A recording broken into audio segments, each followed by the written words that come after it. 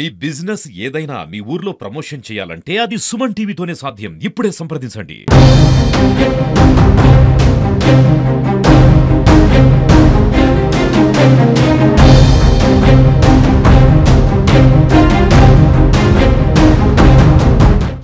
నమస్తే, welcome to Suman TV. జైత్యాల జిల్లా ధర్మపురి మండలం దొనూరు గ్రామంలోని హై స్కూల్లో అయితే ఘోరం జరిగింది. ఉపాధ్యాయుడిపై అయితే దాడి చేయడం జరిగింది. ఉపాధ్యాయుడిపై అయితే ఒక ఉపాధ్యాయుడు దాడి చేయడం జరిగింది. ఆపడానికి ప్రయత్నిస్తే మండల ఎడ్యుకేషనల్ ఆఫీసర్ పై కూడా దాడి చేయడం జరిగింది.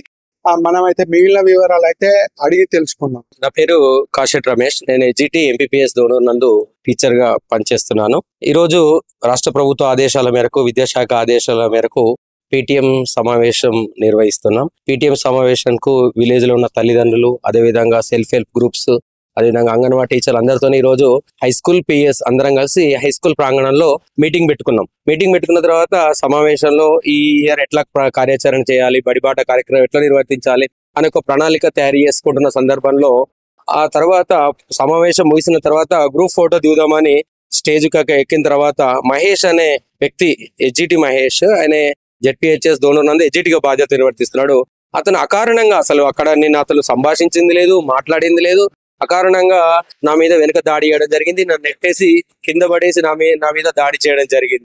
సో వెంటనే నేను కూడా అక్కడ దానికి రియాక్ట్ కావచ్చు, కానీ అది ఒక పాఠశాల, పవిత్రమైన ప్రదేశం.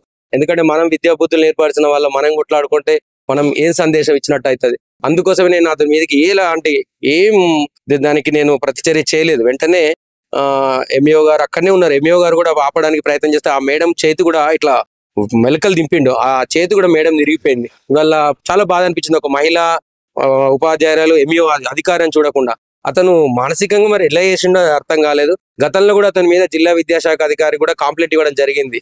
మేము రాష్ట్ర ప్రభుత్వం ఆర్టిఫిషియల్ ఇంటెలిజెన్స్ కార్యక్రమాన్ని ప్రారంభోత్సవం అప్పుడు అదే విధంగా దుర్భాషలు ఆడిండు. పిల్లల్ని తీసుకుని వెళ్తుంటే, కంప్యూటర్ల దగ్గరికి పిల్లల్ని తీసుకెళ్తుంటే దుర్భాష పిల్లల ముందటే నానా బూతులు తిట్టిండు. కానీ అది ఓపికతో భరించిన.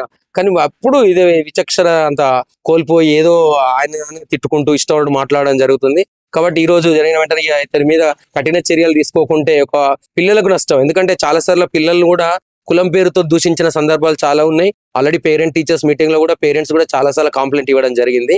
మరి చూద్దాం, రాష్ట్ర ప్రభుత్వకు మరి రిక్వెస్ట్ చేసుకుంటున్నా, పోలీస్ శాఖ వారిని కూడా కోరుతున్నా, ఇతని పైన కఠిన చర్యలు తప్పకుండా తీసుకోవాలి. ఇది నాణ్యమైన విద్యను, ఒక మంచి వాతావరణ పాఠశాల ఇవ్వాలంటే ఖచ్చితంగా ఇలాంటి ఉపాధ్యాయుల పైన చర్య తీసుకోవాలి. చర్య తీసుకున్నప్పుడే, ఎందుకంటే దోనూరు ప్రాథమిక పాఠశాల జిల్లాలో ది బెస్ట్ స్కూల్. ఎందుకంటే 20 ఉన్న స్ట్రెంత్ ఇవాళ 150 దాకా విద్యార్థుల సంఖ్య. Single teacher school, single teacher నుండి ఇంత చేసిన ఒక క్రమశిక్షణగా, ఒక నైతిక విలువలు పాటిస్తూ నడుపుతున్న పాఠశాల. అలాంటి పాఠశాలలో ఈ రోజు పేరెంట్స్ మీటింగ్ జరుగుతున్నప్పుడు ఒక ఉపాధ్యాయుడు చేయడం ఉపాధ్యాయ వృత్తికే ఇది ఒక కలంకం. ఇలాంటి వాళ్ళని ఖచ్చితంగా కఠినంగా శిక్షించి మంచి నాణ్యమైన విద్యను అందించడానికి అందరూ సహకరించాల్సిందిగా కోరుచున్నాం.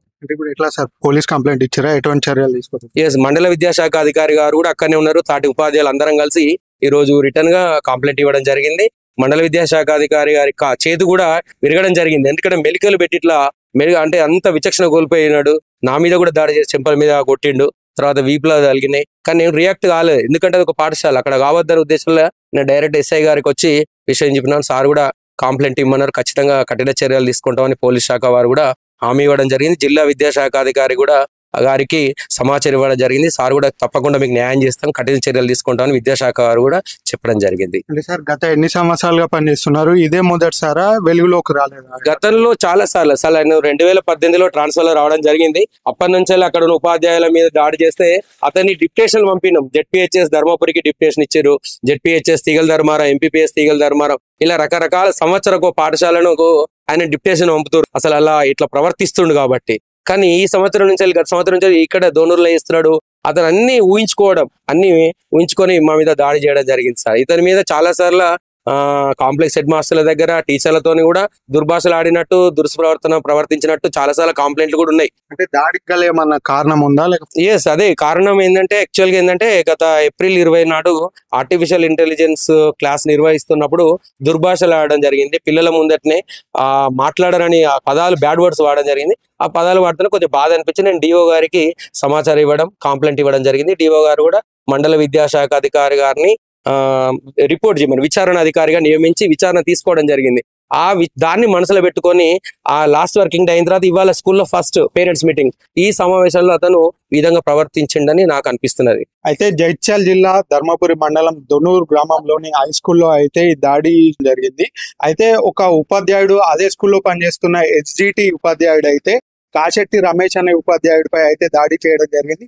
ఈ దాడి అయితే ఈ రోజు జరిగింది. దాడి ఆపడానికి ప్రయత్నించినప్పుడు MEO గారు, మండల ఎడ్యుకేషనల్ ఆఫీసర్ గారిపై కూడా దాడి చేయడం అయితే జరిగింది.